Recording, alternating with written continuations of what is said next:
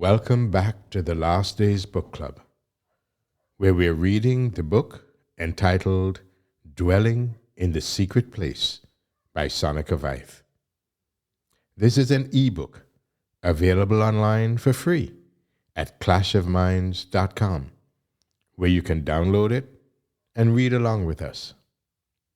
Sonica Veith is the spouse of well-known evangelist, lecturer, university professor, and zoologist Dr. Walter Veith. And this true story is a chronicle of their life together, their ministry, their numerous trials, tribulations, and hardships, as well as their successes, victories, and triumphs.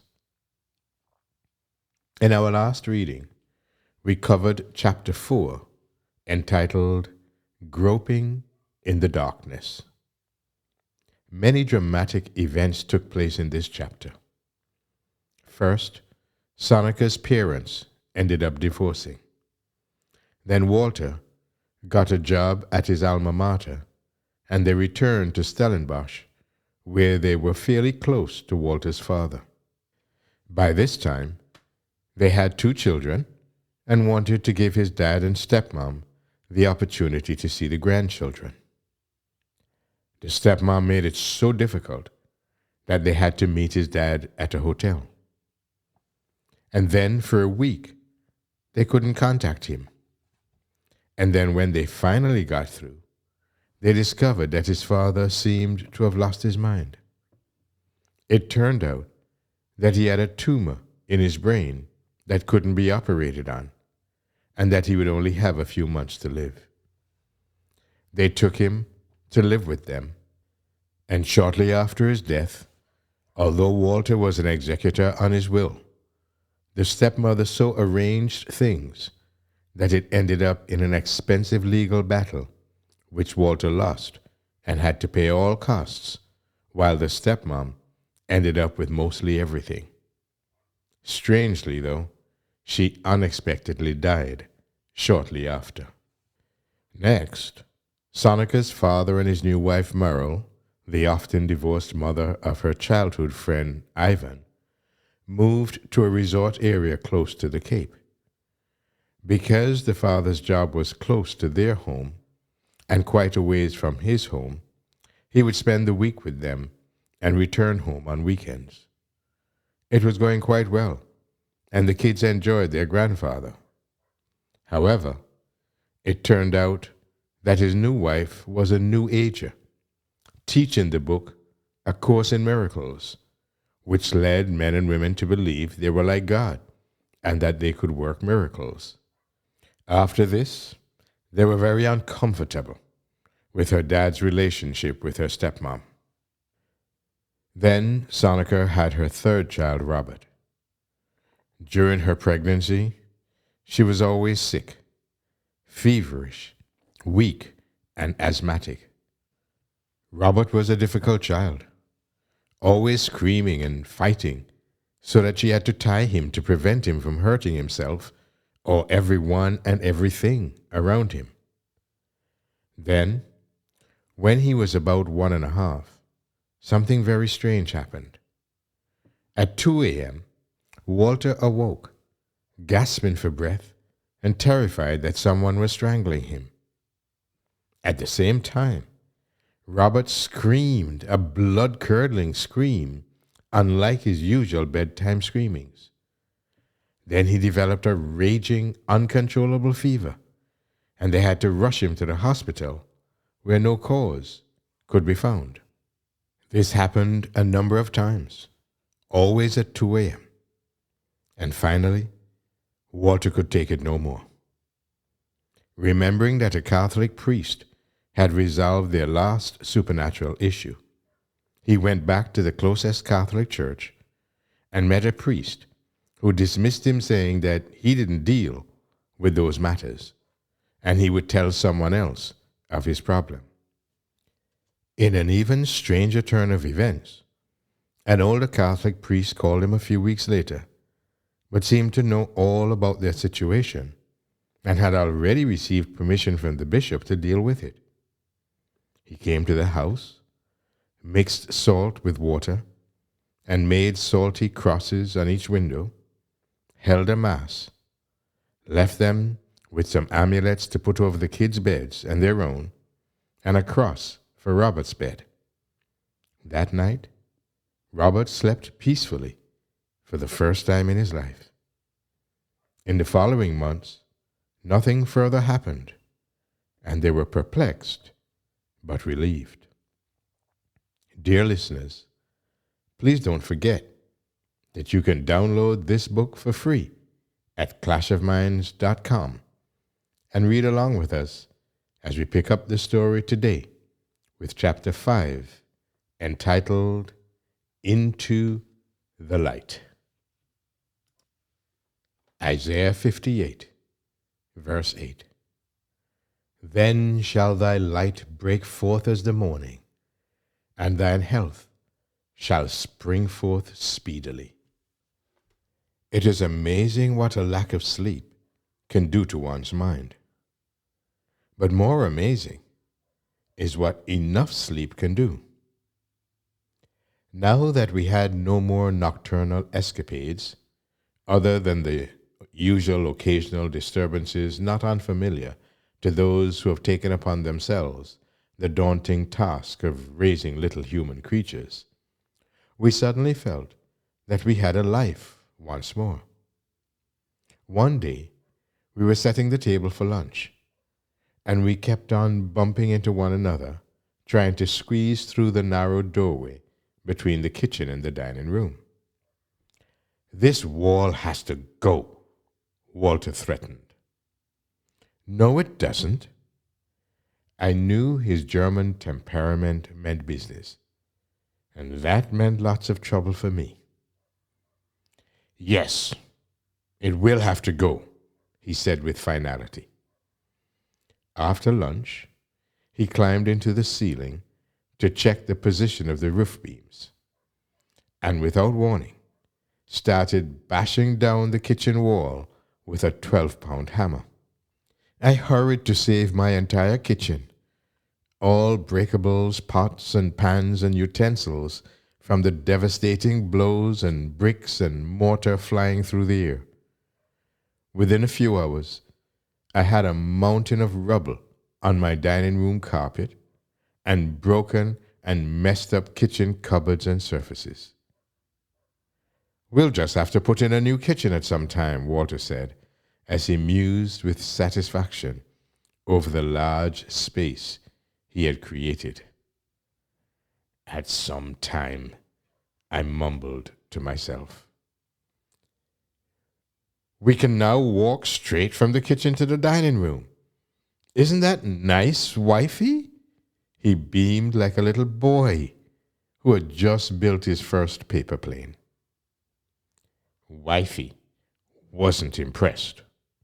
Nice for whom? I thought, as I wondered how on earth I was going to cook for us. As I turned my eyes to the other side of the room, I saw 3 little gray figures standing quietly in the door. Their hair and clothes were covered in a thick layer of dust, and they looked like little gray old gnomes. We couldn't help laughing, and started to enjoy the idea of a change in the home, even though I had to spend the next few months cooking on gas cookers in the garage. Walter's kitchen inspiration bubbled over into the rest of the house, and before I knew it, my whole house was full of holes and rubble. We could smell and taste dust all day long, but the reward was worth the suffering. We were slowly transforming our tiny dollhouse into a semi-mansion with a swimming pool, patios with pergolas, and generous splashes of colorful ground covers cascading down the rocky slopes. One cold, rainy morning, I heard the bulldozer start up. The previous day, the earth-moving contractors had pushed over a wall at the back of our house so we could extend the house and put a swimming pool for those sweltering summer days. I suddenly realized that the huge earth-gobbling machine was headed toward my flower bed, and I ran out to save my precious plants. There was no time to fetch a garden fork, and I started digging with my hands into the earth under the ground cover and shrubs to loosen the roots. The next minute, I felt a sharp pain in my hand. I peered carefully into the bushes and saw something brown and coiled moving slowly deeper into the shadows of the plants. My stomach turned as I realized that I had been bitten by a snake. I ran back into the house, my mind racing to try and remember the correct procedure for snakebite.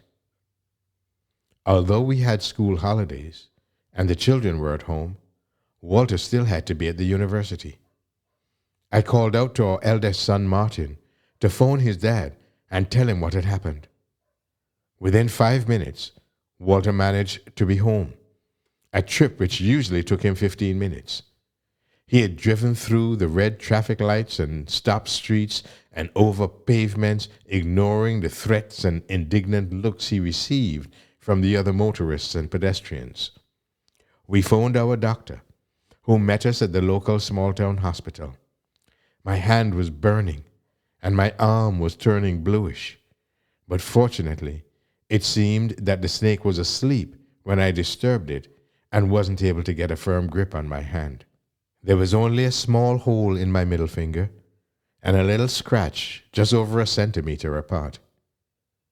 By the spacing between the two fangs, the experts postulated that the snake must have been either a Cape cobra or a puff adder, both extremely poisonous snakes.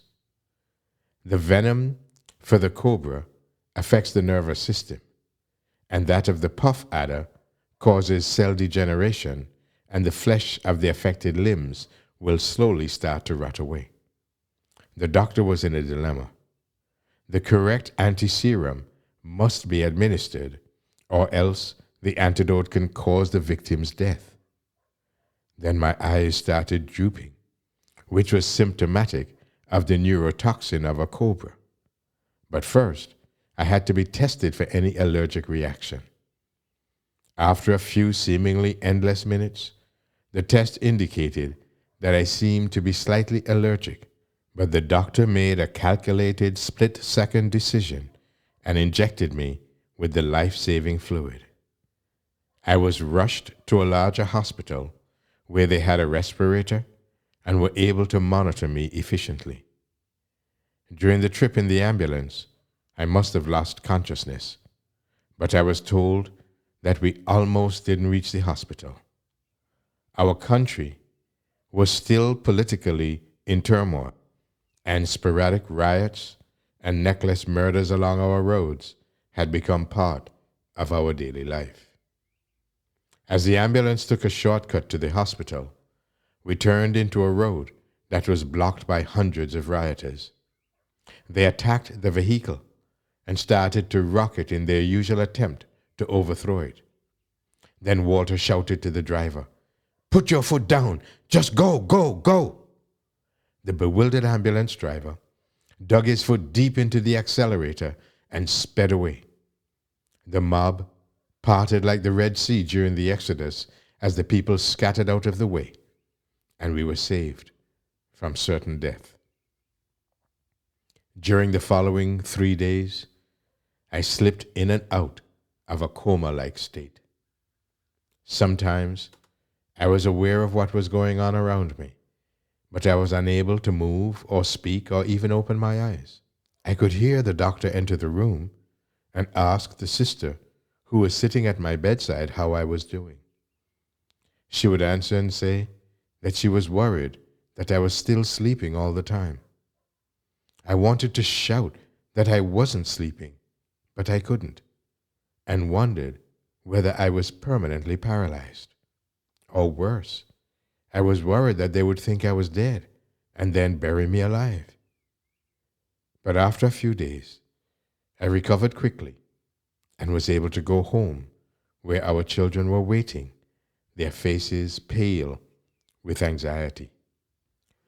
After my encounter with our unwanted venomous garden boarder, I wore gloves and boots and used garden tools like a sensible gardener. Soon we had our garden looking even more beautiful than before, but I still didn't have a kitchen.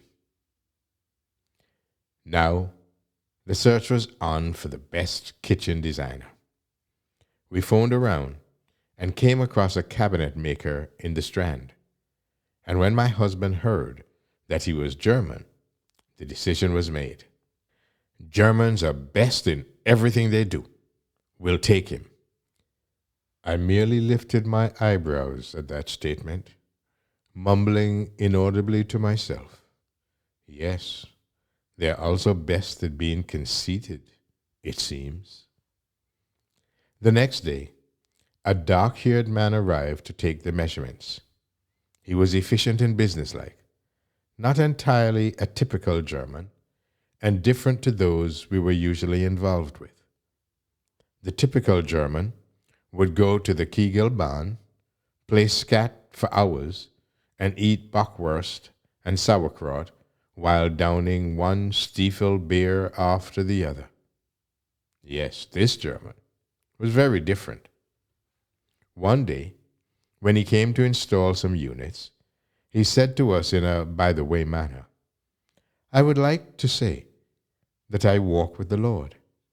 He's the partner in my business." And with that, he handed Walter a pamphlet. Oh, brother, not one of those Jesus freaks again, he thought. I looked at Walter, reading his predictable mind, and cringed at the thought that he might say what he was thinking. He took a brief glance at the paper in his hand and said, "That's fine by me. You walk with whomever you want, but I just want a kitchen." Then he opened a nearby drawer and gratefully flicked the pamphlet inside, out of sight, and changed the subject. At long last, the home was finished. And as we started enjoying the luxury of having so much space, a strange feeling of guilt crept out from under the covers of our nightmare past. We were basking in the sunlight of a trouble-free life without giving credit to the one who seemingly created the sun, the Catholic Church. Twice they had solved our problem with the spirit world, and now we had to reciprocate, or we feared the blessing would turn into a curse. We had sold our holiday house in Vermont, and after discussing the matter, we decided to donate some money to repair the roof of the church, which was in a pitiful state. With that conscience-soothing decision, Walter rushed down to the church to hand the priest the check. But to his surprise, the man, without a word of gratitude, took the check as if it were worth no more than a piece of paper, and said he would hand it over to his superior. Disappointed that he didn't get some form of absolution from something, or at least some accolades, Walter drove back home, still feeling guilty. What more are we supposed to do to earn our sunshine? A few weeks later, the guilt had driven Walter to the point where he decided to start going back to church. To protect his family, he was even willing to go through the most terrifying childhood experience, the confessional. He couldn't imagine anything more humiliating for an atheist scientist than to sit in a stuffy box and whisper his heart's secrets to another man. Not to mention what that would do to his image. What if a student sees him at church? That would, without doubt, destroy his professional credibility. Fortunately, there was a solution to his dilemma. This solution was about 11 years old at the time. If someone should ask, Walter thought, I could easily say I was taking my oldest son to church. Martin was always willing to please, and the following Sunday, he accompanied his father for the first time in his life to church. And during the week, he attended catechism classes. Soon it had become a way of life. And besides, it wasn't that much of a sacrifice. They would go to church in their squash clothes, and after Mass, we would all go down to the squash club to play a few games with our friends and drink beer.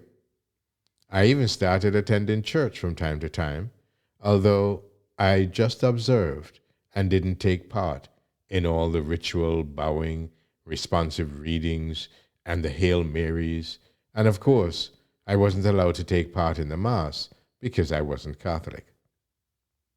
About a year later, Walter, in his usual passionate way, tried to explain to his large first-year class the intricacies of our origin, when a girl once again interrupted him and stood up in class.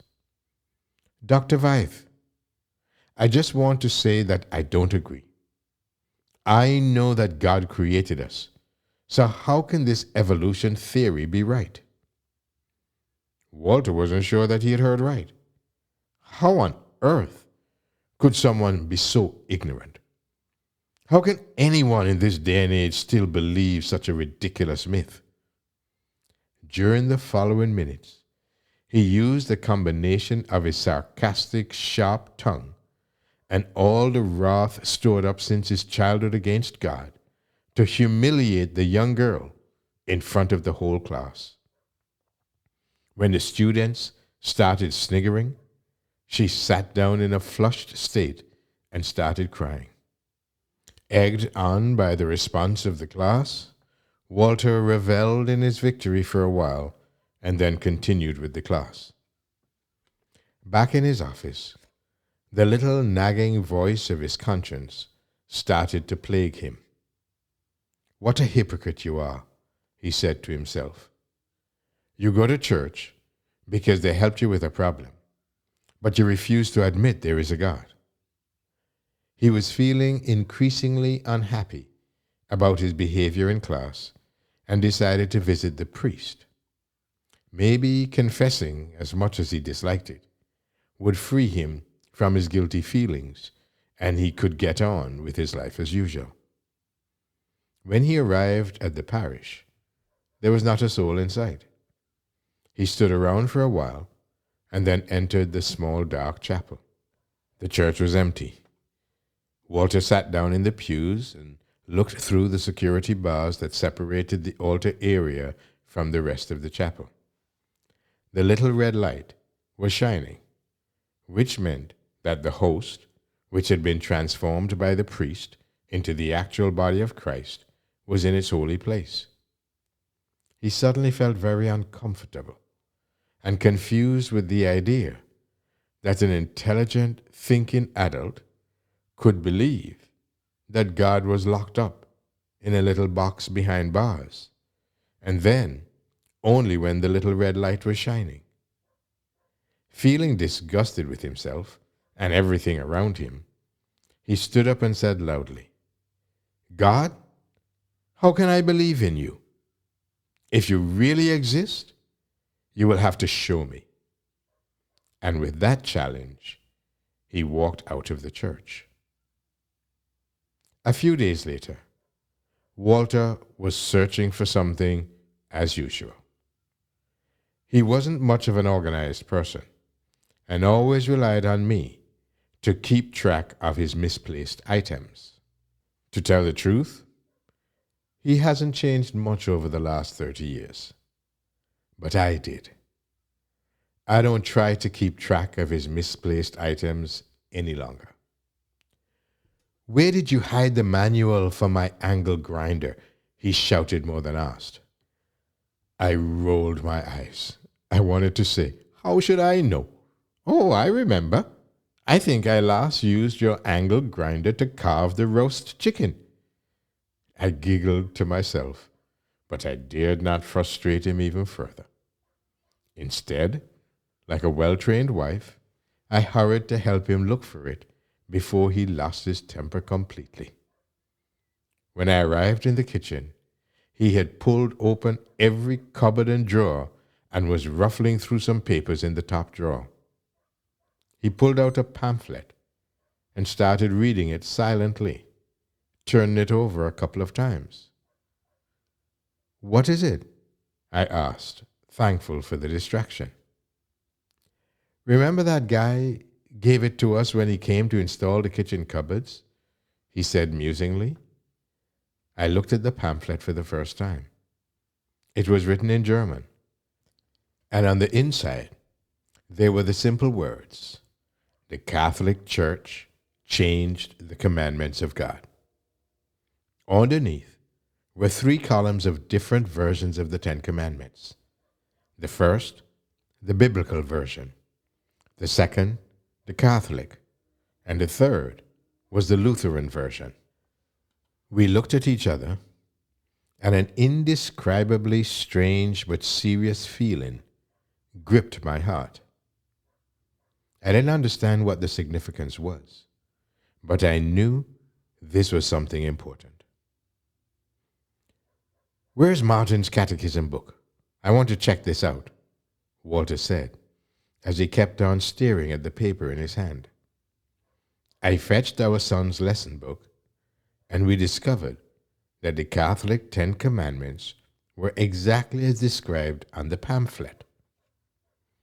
"Do we have a Bible in the house?" he asked. We searched all of our bookshelves, but found nothing. Then Walter remembered Tante Kippel. For many years, Walter's father had visited the old German lady in a wheelchair, and after his death, we continued to visit her and take her out. When she died, she left all her belongings to us, 1 box full of books and a few odds and ends. Walter hurried to the garage where he had stacked away the box, rummaged through the items, and pulled out a little, well-read Bible.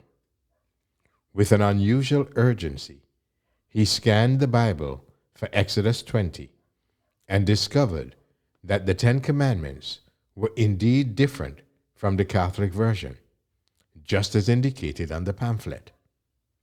The Lutheran Church's version was exactly the same as the Catholic commandments, even though Tante Kippel's old Lutheran Bible told a different story. Comparing the 2 sets of commandments, we discovered that the second commandment, which forbade bowing down and worshiping idols, was removed entirely, and in order to have 10 again, the last command, which forbids coveting anything someone else has, was split into 2 different categories of the same commandment, forbidding coveting your neighbor's wife, as well as coveting his goods. We further noticed with amazement that our son's catechism book spoke of the Sabbath day being the Sunday, the first day of the week, whereas the Bible refers to the Sabbath, the 7th day of the week, which is the Saturday. We always thought that Sunday was the 7th day, but when we checked the calendar and the dictionary, it was clearly indicated that Sunday was the first day of the week. Why would they want to change something from the Bible? We wondered. Shouldn't the church doctrines be based on the Bible? Confused and eager to understand more, we decided to phone the man who had given us the pamphlet almost a year before and ask him what all this meant. Walter struggled to get through, but eventually the phone rang and the cabinet maker answered. When Walter explained to him that we would like to know more about what it said on the pamphlet, he said, "This is strange. After such a long time, I suddenly had the feeling I should phone you, but I couldn't get through because you were trying to phone me." They laughed, and Werner promised to pay us a visit after work. In the meantime, Walter had set off to buy us each an English Bible, not as lovely as the one that was stolen from me when I was a child, but it seemed good enough. That evening, Werner arrived, armed with his German Bible, and we sat down around the dining room table to discuss the questions we had.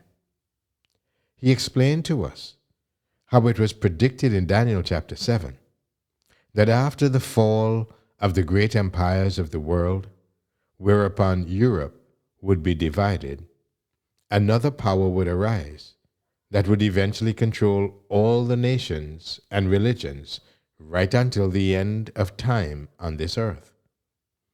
All the characteristics of this power were spelt out more than 1,000 years before the appearance of this little horn, and the description fits only one possible political and religious entity, and that is the papacy. We were stunned about this information. Could it be that the church that delivered us from evil spirits and brought peace to our home was the Antichrist spoken of in the Bible?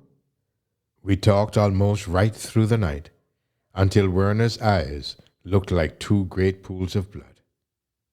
We were insatiable, and being by then no longer a full-blown atheist, but a good agnostic scientist, Walter decided to check the evidence with the theology and history departments at his university. He had everyone running around in circles trying to gather the information he needed. But eventually, he had to admit that the facts so clearly depicted in the Bible were correct. Our studies of the Bible together with Werner continued throughout the next couple of nights. In no time, we had studied through the whole book of Daniel and the book of Revelation, where it clearly predicts what will happen on earth at the time of the end, and even beyond the time on this earth as we know it. At every possible opportunity during the day, Walter and I would read and study as much as we could absorb, sometimes non-stop through the day and night. At this point, we decided to give the Catholic Church the opportunity to give their viewpoint, and Walter phoned the priest to ask him to visit us and explain why the Catholic Church changed the commandments of the Bible. To our surprise, the priest merely said, "I don't know. I'm not into Scripture." And that was the last we ever heard of him. Walter refused to give up and invited the ministers of some of the Protestant churches to explain their views on the prophecies of Daniel and Revelation. Although they proved to be more into Scripture than the Catholic priest, they left totally bewildered and rattled after they saw some things in the Bible that their theological seminaries never taught them. We noticed, though, that our youngest son was becoming increasingly more restless. During the day, he would start crying as soon as we took up the Bible to read, and at night, he seemed to revert back to his fitful sleeping pattern. One day, after we had gobbled down our lunch during Walter's lunch break, we eagerly sat down in the lounge to study the Bible. Robert was playing quietly in the room with us when he found an empty wine bottle from the previous evening, and throwing it down onto the tiled floor, he proceeded to walk over the shattered glass, which resulted in him almost severing his big toe. Off to the doctor it was again, which put an unpleasant end to our studies for a while.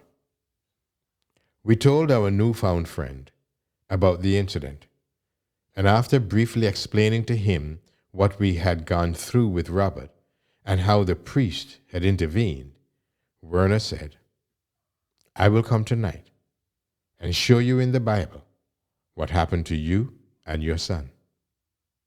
That evening, we began to unravel a mystery that has plagued mankind since the beginning of time. What happened to people when they die And can we interact with the so-called departed spirits?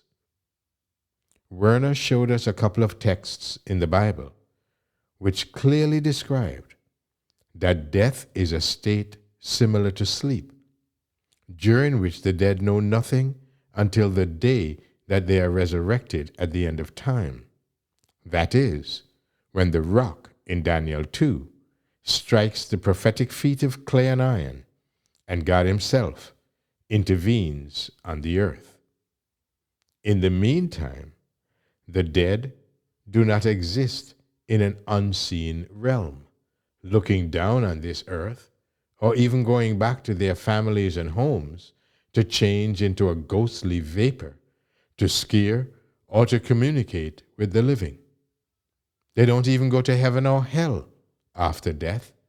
Neither do they continue to exist in a Catholic place called purgatory, where they pay the price for sins already forgiven by a priest in order to be able to move on to heaven. Ecclesiastes 9, verses 5 and 6. For the living know they shall die, but the dead know not anything. Also their love and their hatred and their envy is now perished. Neither have they any more a portion forever in anything that is done under the sun. Psalm 146 in verse 4. His breath goeth forth, he returneth to his earth. In that very day his thoughts perish. Walter and I looked at each other in disbelief.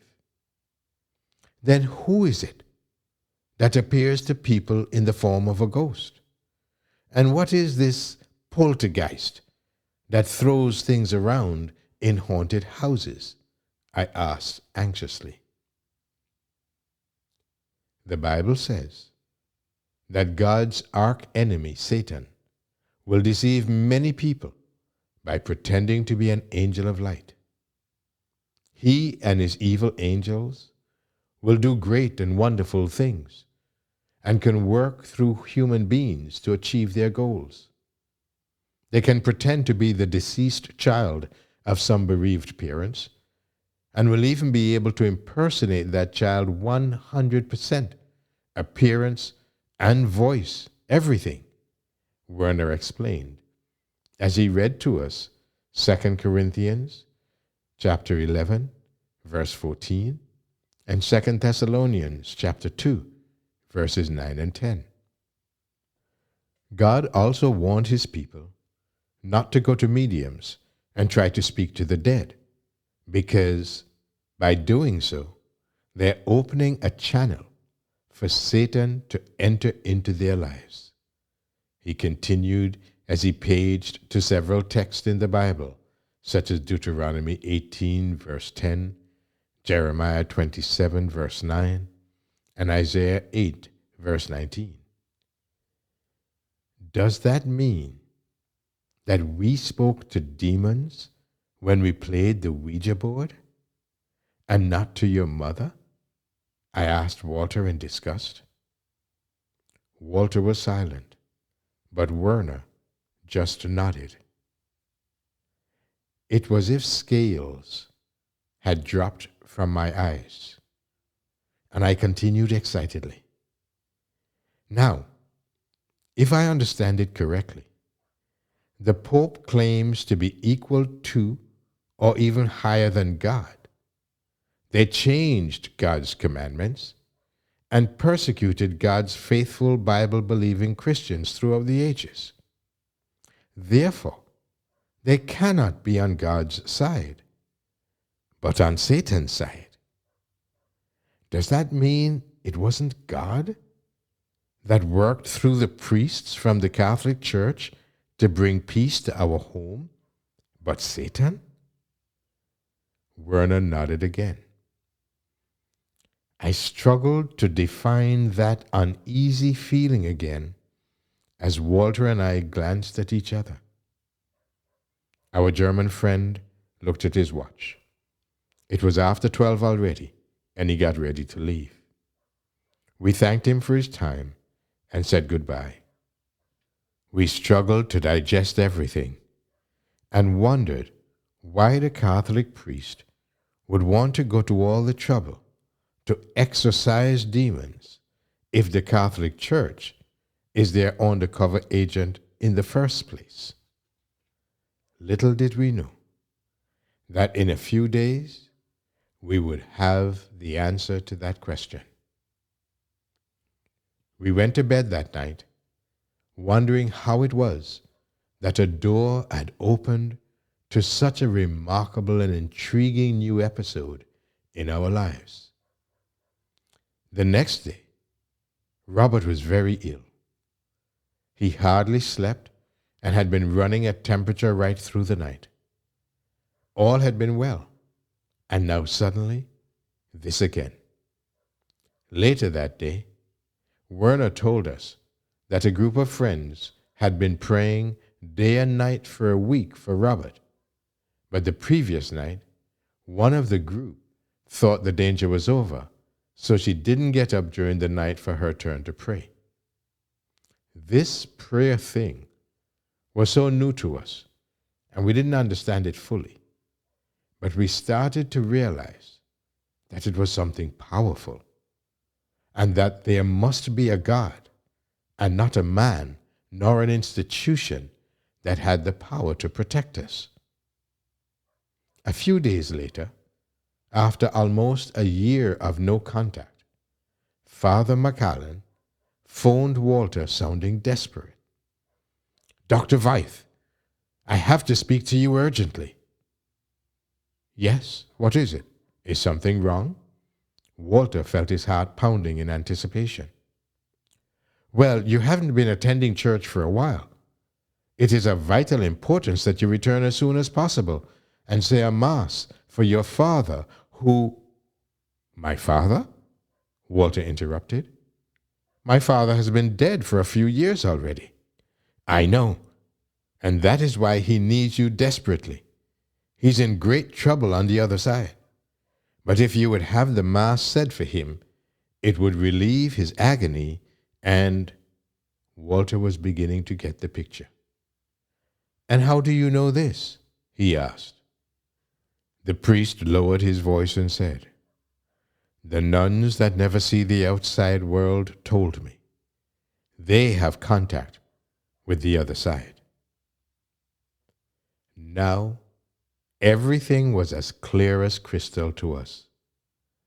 For the first time, we understood how the old priest knew what was happening in our house more than a week before Walter even went to ask for help at the Catholic Church.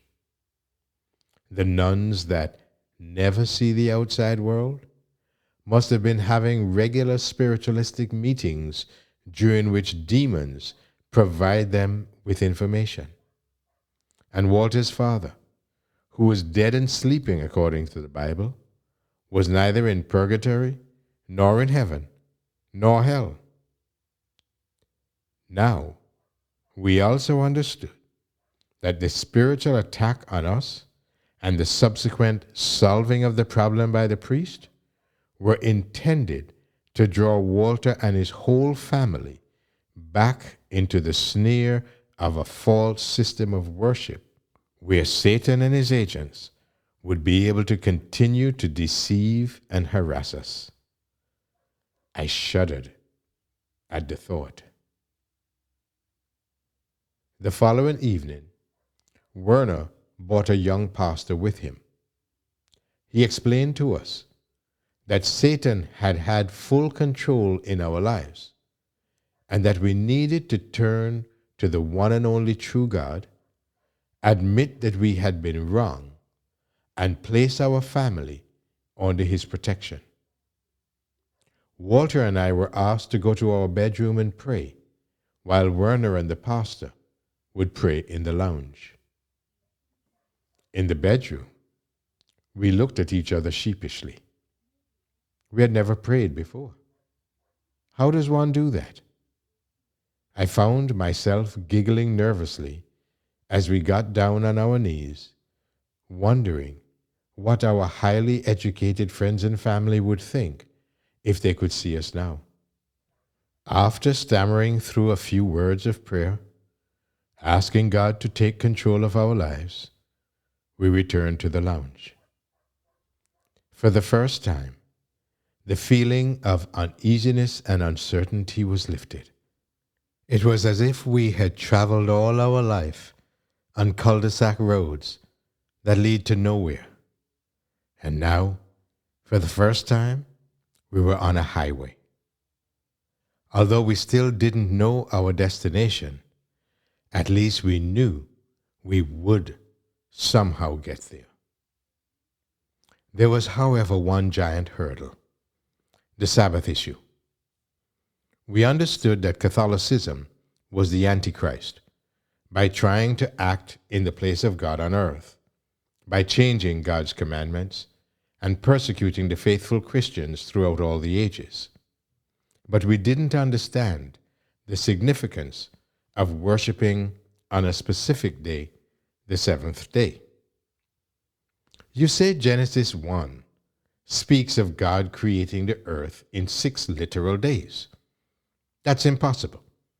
Everyone knows that we came into existence through millions of years of evolutionary processes, Walter one day said to Werner.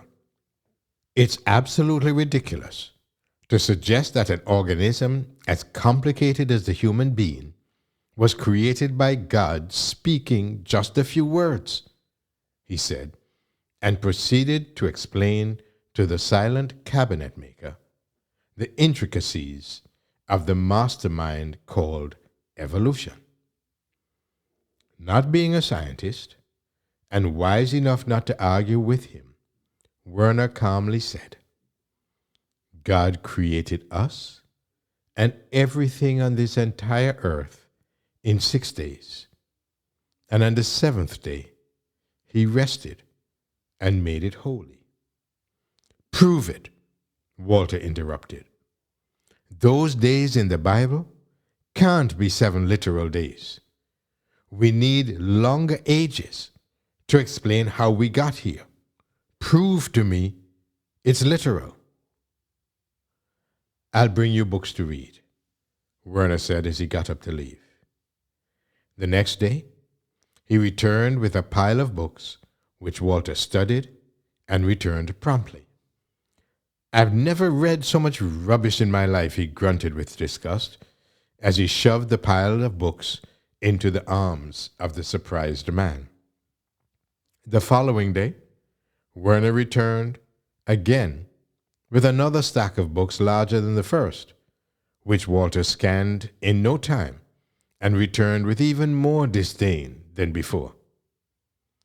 I really don't know how you can believe that nonsense. How can God expect people to acknowledge and commemorate the 7th day as a literal day if there is no proof that creation took place in 6 literal days? We all know that the fossils have been dated hundreds of thousands of years old, not to mention the millions of years for rocks. Is it really significant that the Pope changed the day of worship from Saturday to Sunday? You know, maybe the 6 days actually represent something like 6 million years. But how then could the whole world justify keeping 1 day holy instead of 1,000,000 years? No, that doesn't make sense either. How about if Walter babbled on as he tried to find a way out of this new challenge? Werner was slowly getting frustrated, and after a while, he suddenly interrupted and said, You know, I can't prove it to you, but I don't have a problem with the biblical creation account. You have the problem, so you solve it. And with that, he gathered his pile of library books and left. It wasn't often that someone managed to take the wind out of Walter's sails, but that day he was quiet, at least for a few blissful hours. During the next few weeks, a whole new world was open to us. It was like looking through 3D glasses. Suddenly, you find yourself walking through a dimension that was there all the time. But because of your limited vision, you never knew about it. One day, Walter brought a multi-page document home that someone at work had given him to read. Since he was too busy trying to sort out the confusion about creation and evolution, he absent-mindedly dumped the papers onto my lap. "Won't you just see what this is all about? I don't have time right now." The next morning, while the children were at school, Walter at work, and Robert playing quietly with his toys, I tackled the lengthy document, and after reading through the first few pages, I realized it was about the Saturday Sabbath. I wondered why Walter's colleague gave him this specific article. He hadn't told anyone about what had been happening in our lives, especially not that we had been studying the Bible. The writer attempted to prove that the Sabbath was changed to Sunday to commemorate Christ rising from the dead on the first day of the week. He proceeded to quote numerous priests and bishops from the Catholic Church who claimed that this change was a mark, a sign of their authority above God and the Scriptures. Not once did they refer to any Bible texts. Now I was really interested. I flipped open my new Bible, and a most remarkable thing happened. I paged from one section of the Bible to the next. It was as if the words Ten Commandments and Sabbath stood out more clearly than all the other words, almost as if written in bold. Every page I turned to happened to refer to either the commandments or the Sabbath, and in every instance, their importance and holiness were emphasized. After studying for a few hours, I pushed the document aside and closed my Bible. I had made my decision. The document that was supposed to turn the reader away from the Bible and the Sabbath that Jesus himself instituted and kept, convinced me that the biblical seventh day, Saturday, was the correct day of worship and not the Sunday. Walter's day turned out to be even more astounding. During his free period, he hurried down to the zoology department's library, which was probably one of the largest evolutionary-based libraries in the Southern Hemisphere. The librarian had stepped out for a few minutes, and Walter found himself standing in front of the rows and rows of books, not knowing where to start or even what he was looking for.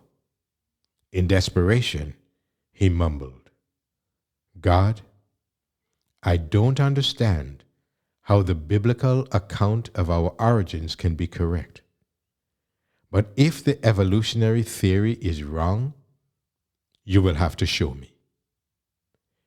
He took a book from the shelf, signed it out, and walked towards his office. One of his colleagues approached him in the corridor from the front, but instead of just greeting him casually as usual, he crossed over towards Walter and asked about the book in his hand. "Why don't you take the new edition? It just arrived. Come, I'll show you." Stunned that a colleague in a department known for its fierce scientific rivalry should take an interest in him, he nevertheless followed him back into the library. Walter thanked the man, but not wanting to go through the process of signing the book in and out again, he decided to take both. In his office, he started to page through both books at the same time, comparing them page by page.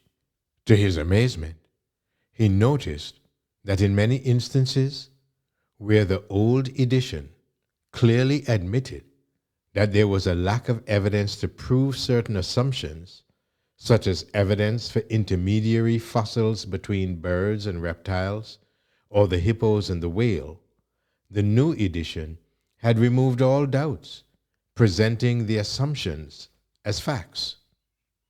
And if that wasn't enough, a few days later, a most remarkable thing happened. A visiting professor from the United States was to present a lecture at the zoology department, and the entire staff and students were expected to attend. Walter felt he had more important things to do and mumbled to himself as he impatiently waited for the speaker to begin. Then something strange happened. As the professor rummaged through his briefcase for his lecture, he looked up in disbelief and said, "I'm sorry, ladies and gentlemen. I seem to have misplaced the lecture I was to present to you. I must have left it at the hotel." He shook his head as he continued to search through his papers and slides and said apologetically, "I do, however, have another lecture with me, one of an anthropological nature. Would you like me to present this lecture? I really do apologize for the inconvenience."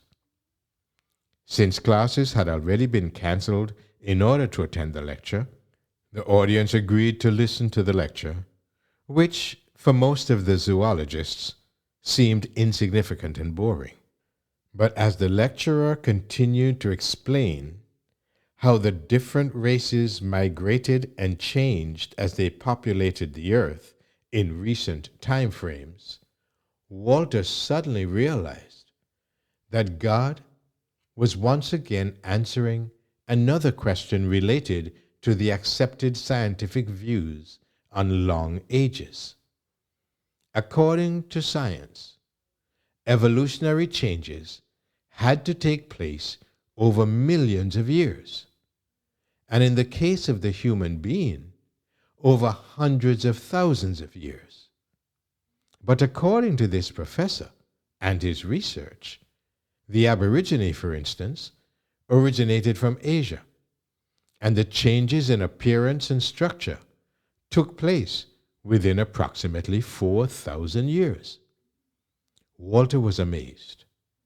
He now realized that the original lecture was misplaced in order for him to hear about more evidence that the biblical account of creation and the flood, which according to the scriptures happened to be about 4,500 years ago, was not so improbable as he first thought. Once again, God had taken up Walter's "then show me" challenge to reveal to this unbelieving Thomas an entirely new spectrum on life, one that would radically change his thinking forever. After a few weeks of intense study of the theory of evolution, but with new eyes, he was able to detect a multitude of errors that are taught as straight facts in the textbooks, both in schools and at the tertiary level. He even discovered the problems with radiometric dating, realizing that it was possible that everything wasn't as old as they claimed after all. With shame, he remembered how he belittled and embarrassed the students who dared to stand up for the biblical creation account. In a few days, he was to lead out in a discussion with the entire academic staff and the postgraduate students, and he knew this was an opportunity to try and redeem his actions of the past. But he shuddered as he thought of his hardened atheist colleagues' reaction if he showed them that their illustrious castle was built on sand. The day arrived when he had to face some of the most well-known and respected zoologists and paleontologists in the country. Walter stood up and started to present his findings to the group. tentatively at first, but after a while, with a hitherto unknown power, every listener was shaken to the core. An awkward silence fell upon the group of scientists, and then pandemonium broke loose. One of the professors swore and threw his pen at Walter. Another started to scream at the top of his voice, literally foaming at the mouth, while others were slinging insults from a safer distance. Then, one of the postgraduate students stood up. Instead of addressing Walter, she looked at the lecturers and said almost sadly, "When I came to this institute, I believed in God. But after learning about evolution, I stopped believing. Now, Dr. Veith showed me that what you have taught us wasn't based on fact at all, but on assumption. You have robbed me of my faith." Bathed in perspiration, Walter managed to slip out unnoticed and return to his office, relieved to leave the noisy hornet's nest behind him. He was now more convinced than ever that God was preparing him to face the momentous and eternal battle between truth and error. Little did he know that this was but the beginning, merely the tiniest tip of the iceberg, and that much hardship and pain would follow after he took the first step to unravel and uncover deception in its myriad of forms. Relations at work deteriorated rapidly, and Walter realized he couldn't teach his classes with the same enthusiasm as before.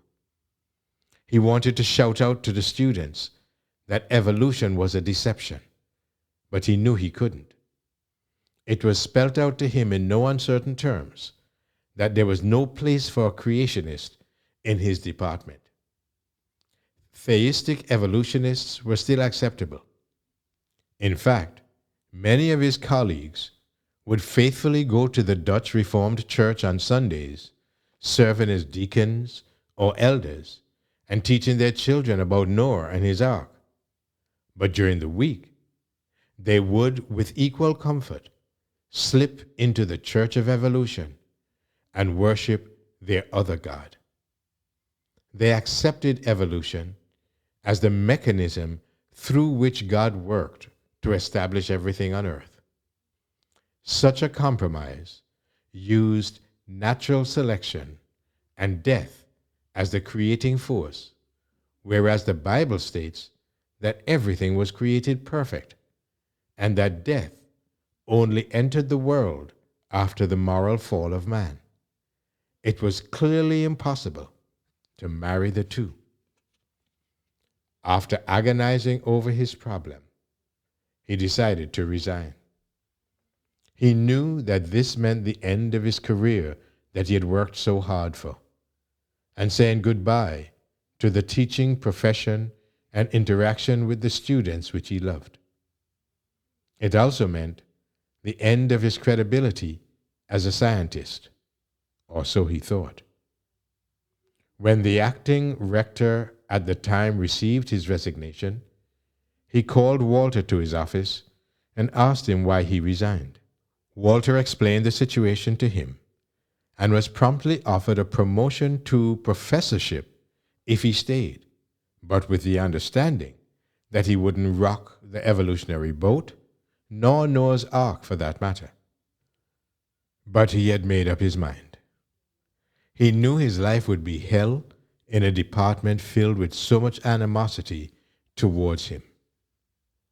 The rector nodded pensively. But as Walter was about to leave, he asked, "Tell me, Dr. Veith, who do you think has the truth?" Totally unprepared for such a question, Walter squirmed as he tried to avoid getting into a religious discussion with an academic. He tried to explain to him the history of the Protestant that broke free from Catholicism with their creed sola scriptura, the Bible and the Bible alone.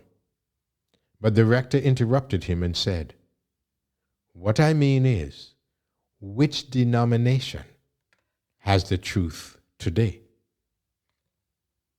For an ex-Catholic atheist scientist, this was the most difficult challenge of his life. He took a deep breath and said, "I believe there is only one remaining denomination on this earth that holds the Bible and fulfills all the criteria as given in Revelation 12:17. And that is, according to my research, the Seventh-day Adventist Church." The rector nodded slowly, and then, without pursuing the issue further, greeted Walter and wished him well for his future. One small step for Walter, one giant step for a totally oblivious mankind that had never experienced the intensity of a passionate, unquenchable German on a mission to uncover even more of this hidden treasure. The end of chapter 5 of Dwelling in the Secret Place.